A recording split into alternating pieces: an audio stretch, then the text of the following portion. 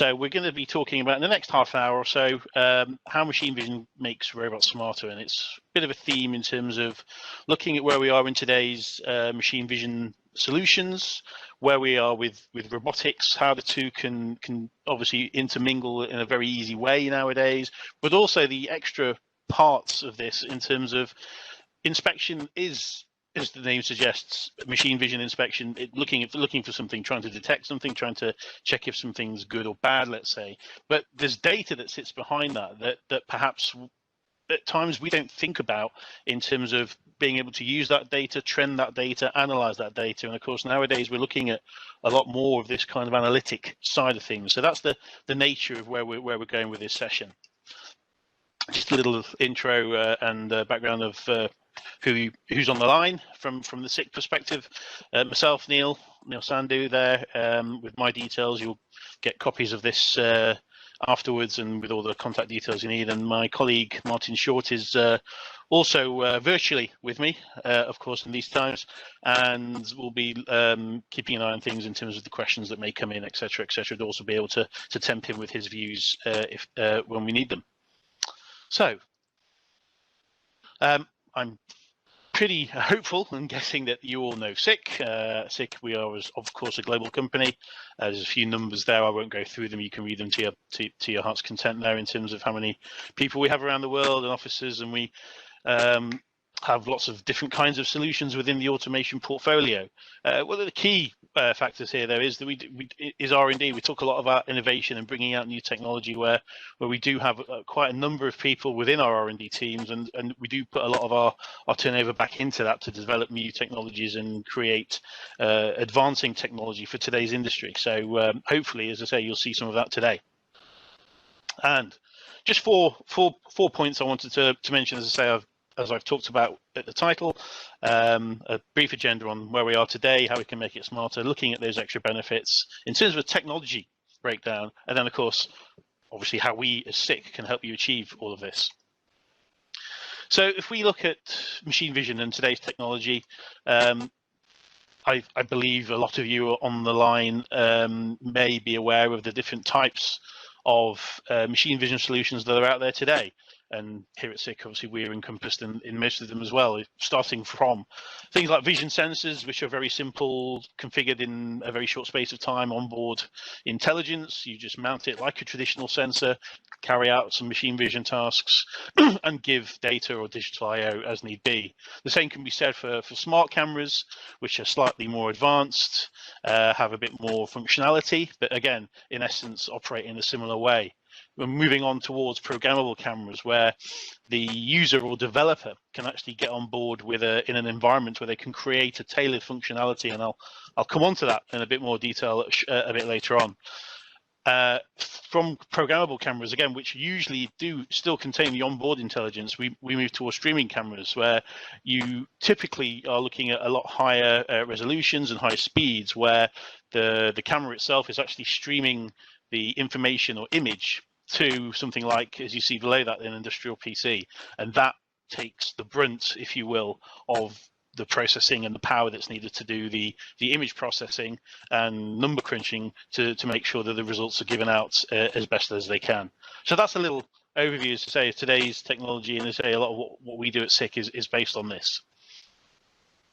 And then let's have a little bit of a short session on a little discussion on 2D and 3D, because traditionally, and if you think back to, well, industrial vision started actually in the 50s, machine vision, then traditionally we've been talking throughout the generations of vision incarnations about 2D, but obviously a lot more in recent years we've been talking about 3D and looking at 3D in terms of a height based inspection. So we really were looking at that height data rather than just traditionally looking at contrast data. So in the examples that you see here, you can see with traditional 2D imaging technologies, you can look at those contrast-based differences. For example, the print on the box lid or the content in that monochrome image.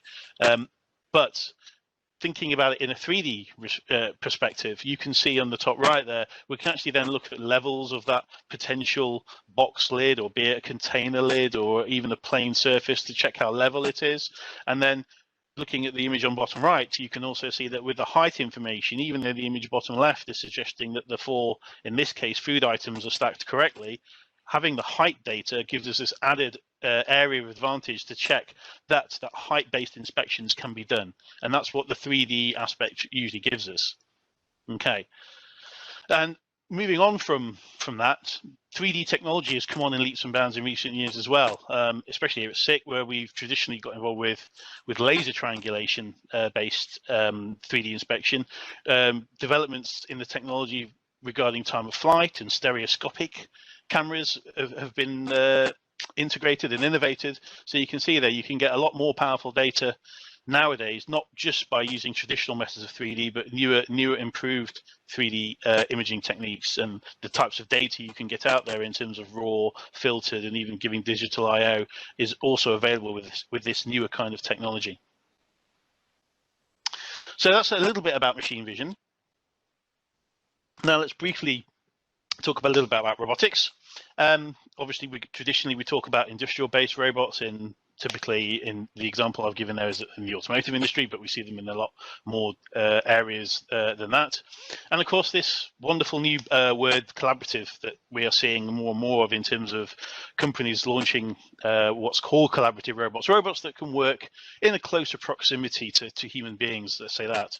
And the development of the technology with collaborative robots, in our opinion, has actually led to easier integration, easier deployment, not only of the collaborative robots themselves, but a lot of the industrial robots that perhaps traditionally were seen as, you know, you needed to be some sort of grandmaster to deploy or even program.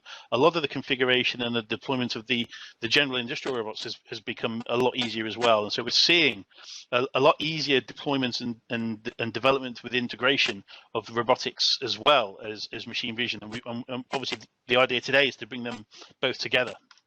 And if we think about the different kinds of robots that we see out there in the world, there's a small selection here, and some of you guys have probably come across a lot of these in your work or looking at them in terms of the SCARA type, where we're looking at potentially you know, a rigidity in a z-axis, but pretty much an x and y moving operation. The articulated arm, where you have multiple joints to give you many degrees of freedom to be able to be very, very flexible in that movement. The Delta robot, typically high speeds, orientation of the gripper usually is in the same position, but very fast for picking and placing. And then another idea is the linear stroke Cartesian type robot, where you are typically working in right angles. So just a few of the types of robots that we're seeing out there in today's world and what we're working with. And we're working with most of the manufacturers that everybody knows around the world. But when we talk about what SICK does in terms of where we work with making the robot smarter, machine vision getting smarter, then we think about what we can offer in terms of that side of the business when we talk about guidance and complete solutions. So today we're talking about robot vision, which obviously is regarding to making intelligence, making smarter systems based on machine vision and robotics, but other facets of our automation offer that are covered by some of our colleagues in the UK team and around the world, including sort of end-of-arm tooling with specific sensors for measurement and detection, feedback based on motor systems and encoders, as well as machinery safety systems. They're all areas where we can help complete the automation loop and provide the complete solution. So just so you're aware, it's not just machine vision that we're talking about from a SICK perspective. We can offer a lot of other areas as well. But today, as you see highlighted in orange, we're going to be talking about vision with regards to making the system smarter and robot guidance a lot more intelligent. So what's needed? You know, what have we looked at in the past years? What have we been working on, and where have we seen the market need in terms of what do we need to come up with to help solve today's problems? That's where we're coming from here. And if you think about traditional tasks that we've seen and we've looked at and we've worked on throughout industry, for example, picking as you see from the examples here, picking from static or moving areas into like belts or stillages for that matter, as we see with this picture here, looking at to identify different parts. It's not only about the guidance. Remember, with machine vision, we can start to do some cool things, like is it the right part? Is it made correctly? We actually carry out some inspection as well as tell the robot where it is, where it's located, how to go and pick it up accurately for placement either in packaging or next part of the process. So it's really getting involved in terms of high-level machine vision systems to do inspection, localization, but also making it relatively straightforward to use, and that's the idea here. And even to the extent there, you see on the right-hand side where you could have some large parts that are racked and they need to be accurately picked for the next part of the process, and we can provide, and the technology now can provide ways to do that in a really simple way, but accurate and reliable. So yeah, we've been talking about various different types of robot guidance technologies that's needed today. But picking from belts, feeding systems, belt feeders, depalletizing, palletizing, and even robot machine tending are all kind of options where we can make the machine side of it give that intelligence and make that solution smarter. And this is where we are. So let's consider just very quickly a basic guideline outline solution that we would look at in terms of the component aspect. So for example, we have a very basic looking production line there in terms of parts coming down a particular belt. There's a divert or reject mechanism in place. So to think about how a system would go together, we think about in this case a vision sensor, but it could be a camera with, in this case, it's got inbuilt lighting and lenses, and it there is providing the machine vision side of things. We then potentially may need some sort of sensor to trigger the camera to take the picture in the right place, an encoder so we can keep up with perhaps speeds changing in the production, so we can always make sure we're working at the optimum level and making sure we're taking all the right information at the right time. Obviously then direct connections from said vision system or vision sensor to the mechanism that might want to divert parts to different places or reject them, depending on what the situation is, or send the data out to a PLC so we can start to trend and count statistics, or even make further modifications in terms of what actions to the process are taken based upon the data being sent to the PLC. And of course, into what we're talking about today with regards to robotics, we can talk directly to the robot. We don't need, in a lot of situations, to have some industrial computer or processing unit in between the vision device and the robot. And that's what you're going to see later. The fact is that the work that we've done in terms of making that camera to robot interface not only simple, but also very direct and straightforward. And obviously, as well as these kinds of components there, sometimes we will have the need for a HMI or viewer, and that again is also something that could be done, made part of the complete system.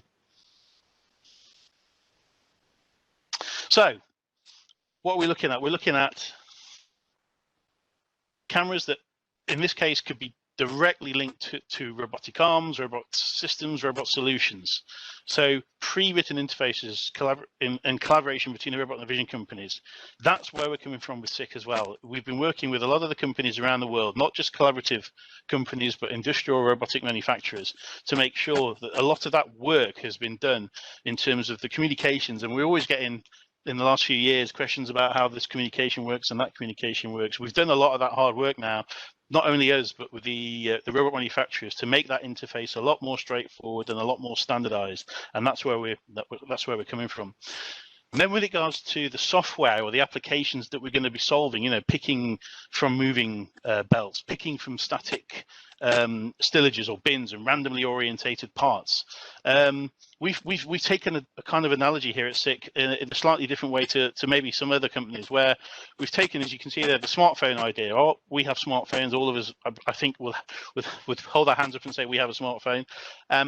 But what we get out of that smartphone is what we downloaded in terms of apps. We want it to shop at a certain site or look at a certain weather situation. Well, that's tailored functionality that we've chosen to put on our smartphone. So what we've done at SICK is we've taken that kind of analogy and put it through to our vision hardware. And not only our vision hardware, in later progressions, this will be transferred to our RFID and LiDAR based technology as well. But generic hardware, let's not reinvent the wheel and build 10, 15, 20 different models of camera that will do something different. Let's keep the hardware as generic as we can, and let's tailor the functionality in an app-based way to make it more plug and play, more transferable, and easier to use. And that's what we've done. And I'll come on to that again in a little bit more detail later in terms of some of our plug and play solutions that we've designed to make that vision side smarter and the robot guidance even more intelligent. And coupled with that, as I say, with robot guidance, you need to be able to use it easier. And so easy to use graphical user interfaces. So you could see how to configure something, how to set something up in a lot more straightforward way, link it to the robot, and make everything in a closed loop is where we're coming from with the easy to use graphical user interface styles. And that's what some of the key aspects that we're talking about into making this whole system smarter and easier to use. So we've got let's say we've got the robot, we've got the vision system, the talking and everything's hunky-dory, but we're doing some inspection, we're getting some data. What we're talking about smarter, we're talking about analyzing that data, what can we do? Here's an example, for example, of a machined part that needs to be inspected. And you can see here in a nice 3D image, the fact that we can look for quality defects within that certain area based upon height information. But that extra data, that extra benefit of the data is something that we can harness even more and more further down the line.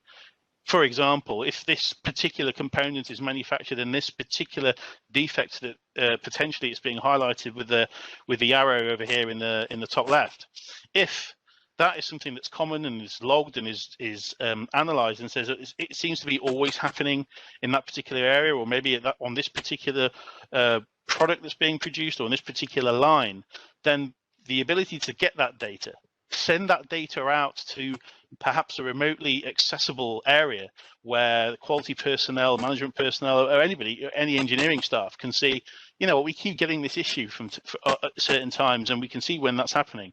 That is very, very valuable, not just to find out you've potentially got a problem, but how often it's occurring and maybe look to try and find the root cause.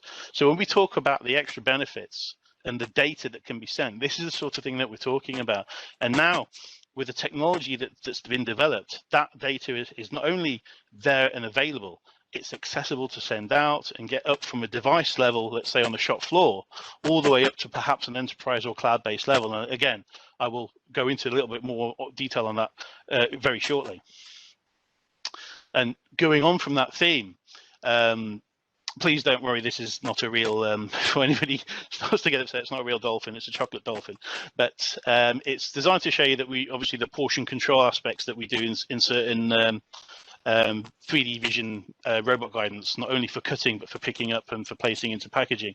But again, here is an idea of looking at the data, not just saying, here are all the equal volume pieces to go and be packed or to be shipped onto somewhere else. It's about, can we monitor the volume? Can we monitor the giveaway? Can we see when certain instances are occurring and then maybe track them back to a root cause? And that's the value of that data, reducing scrap, reducing waste, reducing downtime by looking at all of this data. And again, staying on the theme in terms of another food item here, but also making sure that if things are being produced where heights have to be monitored for flow wrapping or for packaging, then we can see by monitoring that data to make sure that we can almost prevent perhaps machine downtime, breakdowns occurring before they actually happen by looking at the trending of the analysis of the data that can be seen by looking at sizes, heights, ovalities, that sort of thing.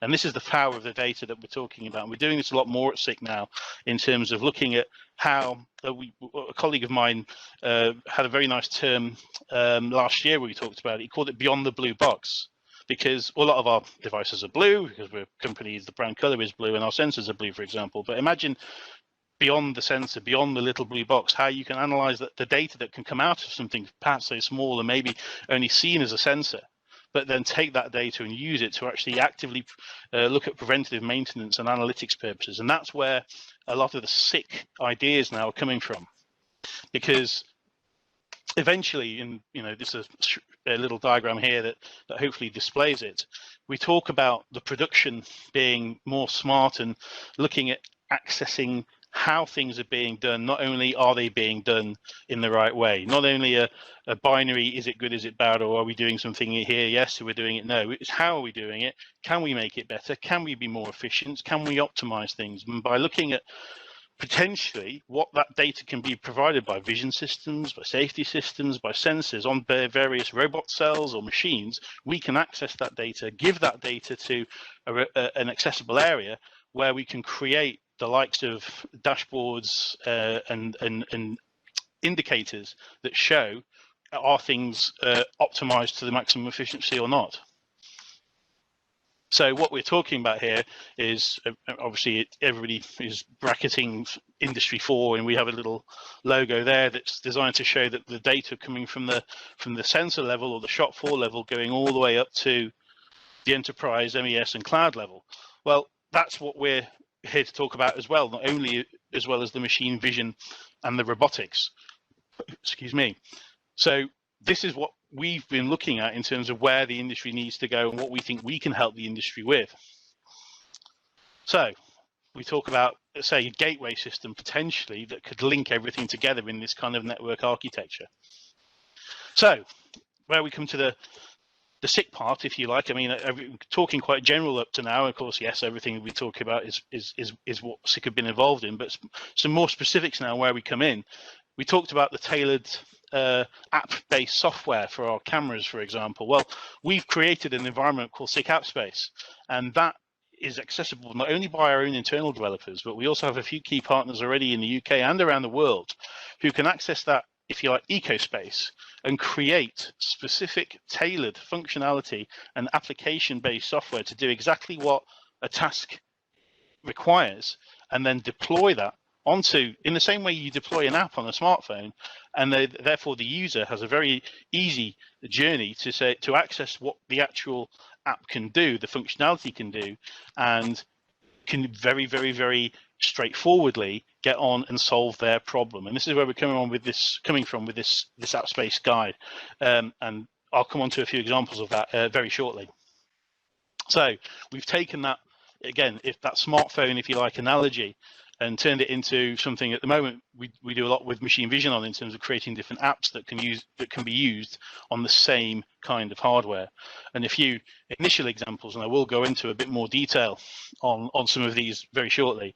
For example, looking at label checking, for example, within any kind of logistics or packaging environments, to look at barcodes, printed text codes, position of the label, quite common vision tasks in a nice straightforward way. And again, the same hardware with a different app can look at electrical connectors, what we call with this pin inspector, and do general quality inspection with a presence inspection app, and even down to do robot guidance with a localization that we've called PLOC2D, just means part localization, but the same hardware here using different apps. The same thing here where we talk about positioning for stacker cranes within warehouses. It uses the same camera but a different app, and this is where we've come from with this whole app-based technology. And some of the other examples you see there with regards to picking 3D belt pick systems for robot guidance, color inspection, and we'll talk about the mobile robots, pallet pocket and dog positions shortly as well. So the examples that we give there are just a few of what is possible within creating tailored functionality and tailored software. You see a few more graphical representations of what we've just been talking about. And the way that we've done this means that not only can we provide them, that our developing partners and people who want to work with us, who, as I say, can get on board with the system, which is based on standard languages, can therefore work with us to create tailored functionality as well, and we can work together in partnerships. And that's where we're going along with this concept, you see.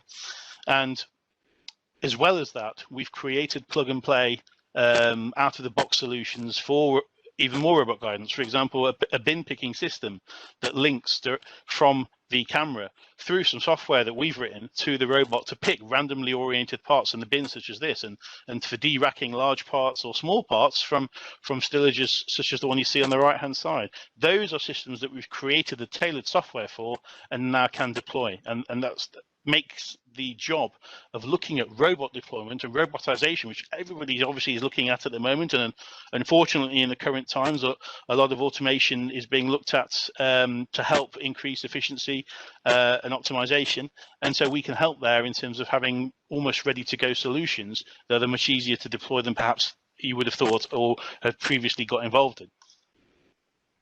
An example here, you can see again another example there with one of our new stereo technologies is the fact that we talk about depalletizing, dimensional analysis of packages there, and making sure that we can palletize or depalletize, again by talking directly to the robot and making sure that we can see all the right areas and making sure that we are communicating in the right way to something like a robot for this task.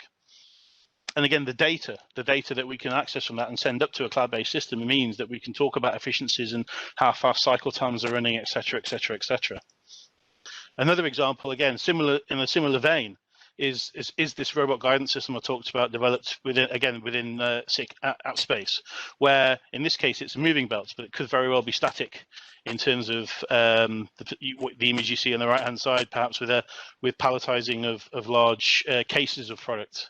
And here you see again, it's a direct communication from the camera to the robot and providing the data not only for their localization, but can also do identification and inspection. And again, all of that data is accessible not only to give to the robot, but also then potentially to send out to a higher level for monitoring and looking at analysis. And even when we talk about robots and smarter systems now, we do obviously talk about mobile robots, automated mobile robots, or AGVs, those sorts of things. And here you see again, a vision system that's been deployed. It's been developed within the app environment to identify the right location for, in this case, to pick up a pallet. And again, that's deployed on a generic piece of hardware that can do many different tasks, as well as doing the pallet, if you like, identification. You can also deploy the same device with a different app on there for AntiCollision. I know there are various different technologies that people use for AntiCollision for mobile robots, but there is another idea here with using one of our 3D cameras. So, coming back to the robot collaborations and the work that we've done with the different companies, we have been working very closely with a lot of these companies around the world to make sure that interface and that communications aspect and that whole completing the loop between, I've got a robot, yeah, I want it to do this, I want it to go and pick box X and put it in position Y, but I need to know where box X is, I need to know where Y is, I need to know which space I'm working in. Well, I need some eyes. Well, the vision system can give the eyes, but getting those two systems to talk potentially before has been a little bit problematic. Nowadays, we're hopefully making that road a lot easier to walk down. But then we talk about the data itself. And the data itself, here you see it's just a blue box. I talked about a blue box before. This is one of our gateway. We talked about a gateway system being able to access or give access to data from that shop floor level, from the sensor level, if you will, and throughout the network architecture, being able to transfer that all the way up to an enterprise or cloud-based level. Well, we have that ability now with the technology we've developed with the edge gateway systems that we can provide. So again, that is something now that helps SICK, can help you guys have more of a complete solution from us, and that's where we're going with this development that's been ongoing in the past few years. So traditionally, as we've saying, the device takes the information from the device layer and goes all the way up to, say, an enterprise or cloud-based level, and that cloud-based area could be one of many different types, as you see on the screen there, and we're working in standard machine protocols and communications protocols to make sure that we are adaptable to most available systems out there in the world today. So if we think about a typical plant, could be any kind of industry, you could have machines, robotic cells with vision systems dotted around the plant performing various tasks. And with the ability of these gateway devices, all of that really important information can be accessed, can be transmitted up to perhaps a central cloud type environment, such as this development system that we worked on in the last year, where you can look at efficiencies and cycle times, and the data from the sensors is providing how many failures, perhaps how many passes, and what type of data we're seeing in terms of where are the issues within that production facility, what has the vision system picked up on, how many times has it picked up on a particular type of fault, that type of thing, or how many times have we logged the cycle time from pick to process, and can that be optimized? All of this kind of information now is accessible, so we can get it up to this kind of layer, so it can be not only viewed locally but also remotely as well. So typically we're talking about, you know, production logs, looking at remote assistance and preventative maintenance, and talking up to sort of cloud-based analytics type areas. And an example of that on a system that we have worked on in recent times in a car plant in this case was looking at excuse me, by the way, a lot of robots looking at particular locations for welding, and the ability to track position of the car parts and the cars themselves as they're coming into the area, and looking at how well they are positioned before that the robot can actually take place, by using a vision system, and helping the vision system is helping guide the robot, actually then produced an efficiency rating, which meant the positioning system as the parts came in needed to be looked at, and if it was improved, could actually save quite a lot of seconds on cycle time. And that all came from not only the vision system helping for the robot guidance, but also then providing data on how well the positioning initially had been positioned by the track moving the parts in. So again, a way of using the data, not only the vision system helping to inspect, but also providing efficiency information. And yeah, just as a little animation, if you like, to almost finish with now, you can, you know, look at the areas here in terms of different machines or robots with vision systems on, and they can all be sending their data not only to the robot, not only giving binary feedback in terms of good and bad, but also sending that data up through a gateway to make sure it can be looked at.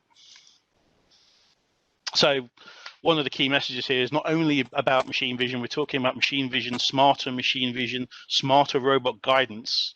We're talking about looking at potentially using that data that comes along with it and making a smarter system possible, and potentially leading to more optimized and more efficiency within any kind of area. So we like to, obviously we like our little puns and punchlines here at SICK. So we do like to, you know, here's one that we say we make machine vision and robot guidance accessible. And I firmly believe that with regards to the development we've done in this area throughout the last few years, and looking into the future.